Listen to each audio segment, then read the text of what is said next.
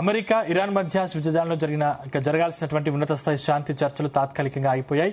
లెబనాన్పై Israel జరిపిన భీకర దాడులు, హార్ముజ్ జలసంధి వివాదం, అమెరికా అధ్యక్షుడు డొనాల్డ్ ట్రంప్ చేసిన హెచ్చరికల నేపథ్యంలో ఈ చర్చల్లో తీవ్ర ప్రతిష్టంభన ఏర్పడింది. స్విట్జర్లాండ్లోని బుర్గెన్స్టాక్ రిసార్ట్ వేదికగా అమెరికా, ఇరాన్, పాకిస్తాన్, ఖతార్ ప్రతినిధుల మధ్య తొలి రౌండ్ సమావేశాలు జరిగాయి. అయితే లెబనాన్లో దాడులు ఆగకపోతే చర్చలు ముందుకు సాగవని ఇరాన్ చెప్పినట్లు తెలుస్తుంది. మరోవైపు లెబనాన్లోని హెజ్బొల్లా కార్యకలాపాలపై ట్రంప్ స్పందిస్తూ సైనిక చర్యల వరకు హెచ్చరించడంతో ఇరాన్ బృందం వెనక్కి తగ్గినట్లు సమాచారం. ఆ తర్వాత స్విట్జర్లాండ్ సమావేశాన్ని రద్దు చేసినట్లు ది గార్డియన్ ధృవీకరించింది. లెబనాన్లో యుద్ధం ఆగేంత వరకు ఇరాన్ ఎలాంటి తుది ఒప్పందానికి సిద్ధంగా లేదని స్పష్టం చేసింది.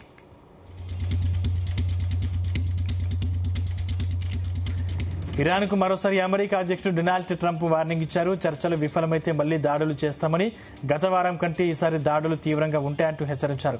డీల్ కుదరకపోతే హార్ముజ్ ను ఆధీనంలోకి తీసుకుంటామన్నారు. హార్ముజ్ ను క్లోజ్ చేస్తే మీకు దేశం లేకుండా చేస్తామన్న తీవ్ర హెచ్చరికలు చేశారు ట్రంప్.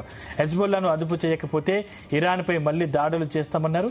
లెబనాన్లో సమస్యలు సృష్టిస్తున్న ప్రాక్సీలను ఇరాన్ వెంటనే నియంత్రించాలని తన ట్రూత్ సోషల్ పోస్టులో రాసుకొచ్చారు. 60 రోజుల్లో ఇరాన్తో ఒప్పందం కుదరకపోతే హార్ముజ్లో టోల్స్ వసూలు చేస్తామన్నారు.